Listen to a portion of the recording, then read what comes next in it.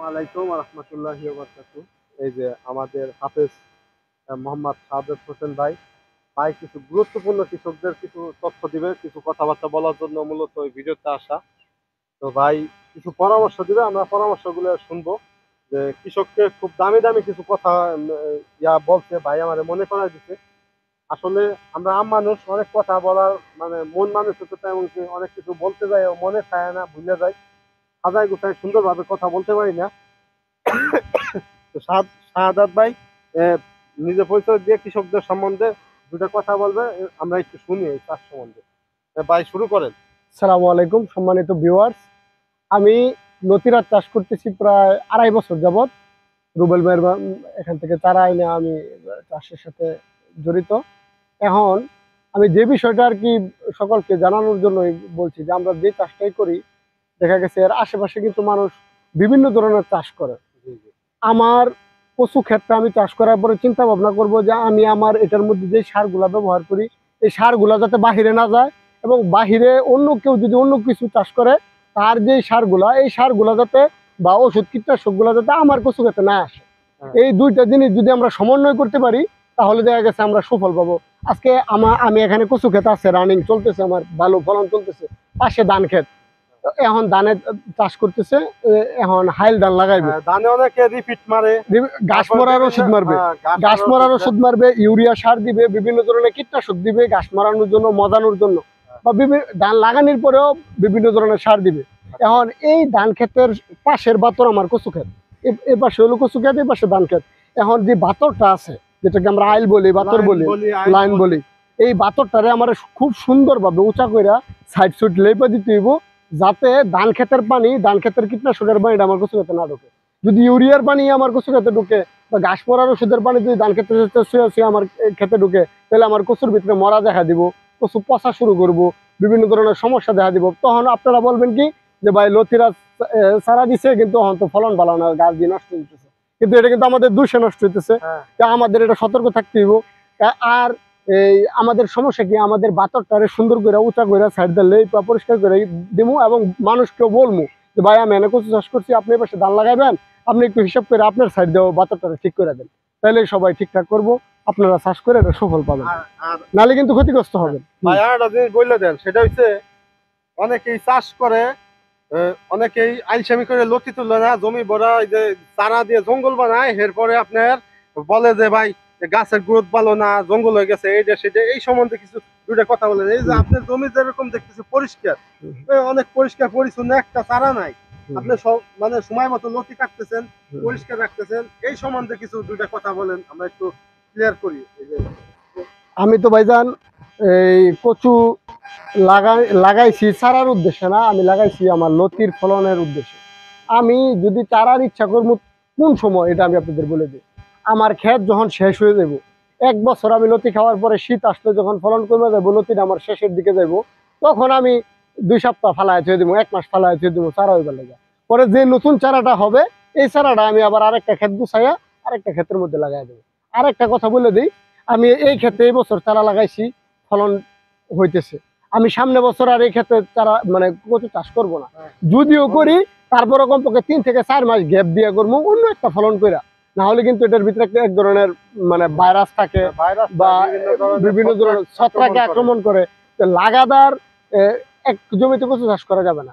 আমি 3 মাস গ্যাপ দিয়ে অন্য চাষ করে এরপর আবার কচু লাগাবো। দর্শকরা এটা পারবে, এই বছরে যেরকম ভাই এই জমিতে চাষটা করছে, আগামী বছরে পাশের জমিতে চাষ করবে, এরকম করে এই জমিতে আপনি কচু ভাঙ্গে ধান দিবেন। এক জমিতে আমরাও বলি যে ধারণ ক্ষমতা কমে যায়, জমির ধারণ ক্ষমতা এক বছরে, যেরকম কচু অনেক শক্তিশালী এটা ফসল, গাছে অনেক শক্তি লাগে, পাশাপাশি আপনার গাছে শক্তি লাগে, প্লাস দেখা গেছে বিভিন্ন ধরনের এই যে রোগবালাই আক্রমণ করে, এই আক্রমণ থেকে বাঁচার জন্য আমরা 1 বছরে বেশি করবো না, 2 বছরও করা যায়। যদি করি 2 বছর যদি করি, জমিটা সুন্দর মতো শোধন করে, চুন বিভিন্ন ধরনের আপনার মাটি শোধন করতে হবে, সুন্দর করে শোধন করে করতে পারি।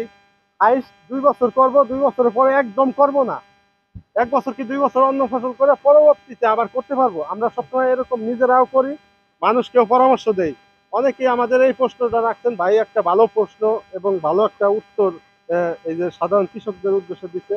ভাই একজন হাফেজ মানুষ, তো এরকম অসংখ্য হাফেজ আছে আল্লাহ রহমতে এরকম চাষবাস করে। আচ্ছা ভাই, আমরা একটু আর দুটা গুরুত্বপূর্ণ কথা বলবো দর্শকদের উদ্দেশ্যে। আপনি আমার ভিডিওর ভিতরে খালি কইতেছেন হাফেজ, আমি কিন্তু হাফেজ মাওলানা আবার মুফতিও। আচ্ছা আচ্ছা আচ্ছা, আমরা আরো নতুন কিছু তথ্য পাইলাম ভাই, হাফেজ মাওলানা মুফতি। আমি 2016-তে জামিয়া নুরিয়া টঙ্গী মাদ্রাসা থেকে দাওরা হাদিস শেষ করি এবং ইফতাবুরি মিরপুরে জামিউল উলুমে। আলহামদুলিল্লাহ, আল্লাহ তাআলা ভাইকে কবুল করুক। এরকম অসংখ্য হাফেজ আছে। আমরা এই যে কাজ বাজ করি তো এই কারণে পাঞ্জাবি নাই ভাই, এই কারণে এটা সমস্যা, এটা দর্শক বুঝে। কারণ আমরা যদি এখন বড় বড় যুগে পড়া, এই যে আমার বিদেশ থেকে এই যে কচু চাষের উপরে ভালোবাসা অনেক ভাই আমাকে হাদিয়া হিসেবে জুব্বা দিচ্ছে, আমি তো পড়ে এখন আপনার এই আইসা ওই মাওলানা হুজুর সাইজে আমার কোনো লাভ নাই। কারণ আমরা আম মানুষ যেভাবে কাজ করি, আমরা ওইভাবে মানুষের সামনে মানে এটা প্রমোট করার চেষ্টা করি। আমাদের তো নয় ছয় করার কিছু না। আর একটা বিষয় আপনাদের দর্শকদেরকে বলবো যে এখন এই ইউটিউব ফেসবুকের এই যুগে মানুষ প্রতারণা এবং ধোঁকা খায় বেশি। যেরকম যে বিভিন্ন ধরনের পেজ খুলে তারা বিভিন্ন ধরনের নাম দিয়া এই যে মানুষের কাছ থেকে এটা হেটা দিয়া টাকা হাতায় নিয়ে পরে মাল দেয় না। তো এই যে লতিরাজ এগ্রো আমার চ্যানেল, লতিরাজ এগ্রো আমার চ্যানেলের নাম। ইউটিউব চ্যানেল আছে লতিরাজ এগ্রো বিডি, এবং আর একটা ইউটিউব চ্যানেল আছে কৃষকের বন্ধু রুবেল মিয়া। তো এই তিনটা চ্যানেলে আমার একটা নাম্বারই দেওয়া আছে 017314180701। আমার এই নাম্বারে আজকে 4 বছর যাবৎ যদি কোনো ভাই বলতে পারে যে তাকে বলছি একটা দিচ্ছি আর একটা, তার সাথে প্রতারণা করছি, তাকে চারার টাকা নিয়ে চারা দেয় নাই, এরকম ধরনের কোনো প্রমাণ, কোনো ভাইকে ঠগাইছি, কোনো ভাইকে কথা দিয়ে কথা রাখি নাই, এরকম কোনো প্রমাণ যদি আপনারা দিতে পারেন, তো ওই ভাই যে প্রমাণ নিয়ে আসবে, আমি 50 থেকে 1 লক্ষ টাকা, 50,000 প্রথম পুরস্কার দেবো, 50,000 দ্বিতীয় পুরস্কার 1 লক্ষ টাকা আপনাদেরকে আমি নিজে এই যে শাহাদাত ভাইয়ের সামনে ওয়াদা করলাম দিব। আমি ভাই ব্যবসা মূল ধর্ম হচ্ছে সততা। সততা নিয়ে আজকে এই যে চাষবাসে আছি, মানুষের সাথে সততা নিয়ে আজকে চলতেছি বিদায় আজকে আল্লাহ তাআলা আপনাদের দোয়ায় আমাদেরকে এই যে দুটো ডাল ভাত খাওয়ায় সফল করছে, এই যে বড় করছে। তো আশা করি আজকে 4 বছর যাবৎ কচু চাষে এই একটাই জিনিস চিনাইতেছি যে আপনারা চাষবাস যারা করেন, তারা যে কচু চাষ করলে জাত সম্বন্ধে জানি না বুঝে তারপর চাষ করেন। তো আপনারা জানেন যে বাংলাদেশের শ্রেষ্ঠ যে জাতগুলো, এই যে পানি কচু, লতিরাজ, বাড়ি একের যে জাতগুলো আমরা চাষ করি, মানুষকে বিভিন্ন জায়গা থেকে চারা নিয়ে ঢোকা এবং প্রতারণার শিকার অনেক ভাই ফোন করে বলেন যে ভাই অমুক জায়গায় চারা টাকা দিছিলাম 10,000, চারা দেয় নাই, হ্যাঁ মায়ের কাছে। তো এই ক্ষেত্রে আমি আপনাদেরকে বলবো লতিরাজ কচু যেহেতু একটা, ভাই একটু দাঁড়ান 1 মিনিট, যেহেতু একটা কাঁচা ফসল, কাঁচা চারা, এই চারাটা যখন আপনি মুখ দিয়ে অর্ডার করে দিবেন, আপনাদের আমরা কৃষি কামলা টামলা নিয়ে আপনারা রেডি করে পাঠাবো।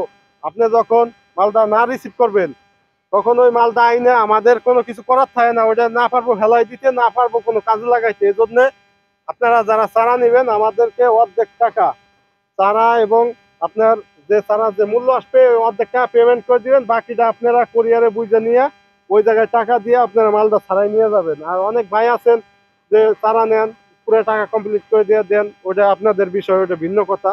তবে এই ক্ষেত্রে আপনারা যারা অর্ডার করবেন একটা কথা মনে রাখবেন, চারা অর্ডার করার আগে আমাদের কাছ থেকে যদি নেন, আমি বলতেছি না ভাই আমাদের কাছ থেকে চারা নেন, যদি কারো ভালো লাগে, যদি কেউ নেন তারা আমাদের কাছ থেকে নেন, অর্ধেক টাকা পেমেন্ট করে দিবেন, আর বাকিটা আপনারা সারা বুঝে পায় কুরিয়ার থেকে বুঝে নিয়ে যাবেন। কারণ এই কাঁচামালটা আপনি মুখ দিয়ে অর্ডার করে দিলেন, আমি যখন তুলবো কামলা নিয়ে একটা চারা রেডি করতে, কামলা নিয়ে কুরিয়ার পর্যন্ত যাইতে অলরেডি 1 টাকা সমান এমন যে জিনিসপত্র মূল্য বৃদ্ধি, 1 টাকা খরচ হয়ে যায়।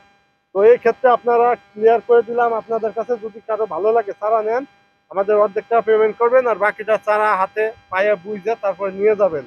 আর বিশ্বাস ছাড়া কোনোদিনও, আস্থা ছাড়া, বিশ্বাস ছাড়া কোনোদিনও সফল হওয়া যায় না, এটা আপনারা ভালো করে জানেন আমার থেকে। আর যদি আমার ভিডিওর ভিতরে কোনো ভুল ত্রুটি থাকে, আল্লাহর রাস্তায় আপনারা মাফ করবেন, ক্ষমার দৃষ্টিতে দেখবেন, আমার ভুলগুলো আপনারা সংশোধন করে দেওয়ার চেষ্টা করবেন।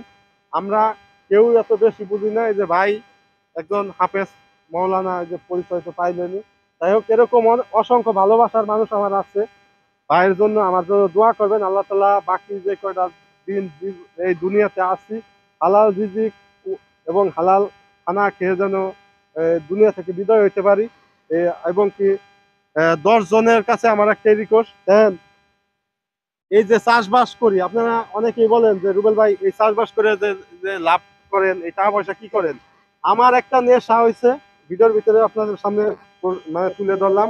আমার একটা নেশা হয়েছে, আমি হাতে কোনো সময় টাকা রাখি না। আমি আমার সামর্থ্য অনুযায়ী দান করি। এখন আমি যে দান করলাম, এটা তো আমার ইউটিউবে দেখানোর কোনো প্রয়োজন নাই ভাই। আমি তো আল্লাহর জন্য করতেছি নাকি? আল্লাহ আমার দিতেছে, আমি আল্লাহর জন্য খরচ করতেছি। আমি মাদ্রাসায় দেই, ইতিমখানায় দেই, অসহায় মানুষজনদের কিছু আমার সামর্থ্য অনুযায়ী কিছু দান করি। আর আমার একটা নেশা হয়েছে, আমি আমার কাছে বেশি পরিমাণে আমি টাকা ইনকাম করলে আমি কিছু জমি রাখার চেষ্টা করি। এই মাটি কোনো কোনো সময় মানুষের সাথে বেইমানি করে না, সবকিছুর মূল্য কমতে থাকে। এক সময় আমি গাড়ি করবো, বাড়ি করবো, এর মূল্য কম থাকবে। এই যে মাটি স্বর্ণ, এগুলার মূল্য কোনোদিন কমে না। আমার একটা নেশা, আমি যতটুকু পারতেছি একটু জমি জমা টুকটাক করতেছি। আপনি দোয়া এই কৃষি আবাদ করে, এই যে নথিমতি দিচ্ছে, বিভিন্ন প্রজেক্ট চালাইয়া, বিভিন্ন ব্যবসা বাণিজ্য করে চেষ্টা করতেছি। আর আপনারাও চেষ্টা করেন।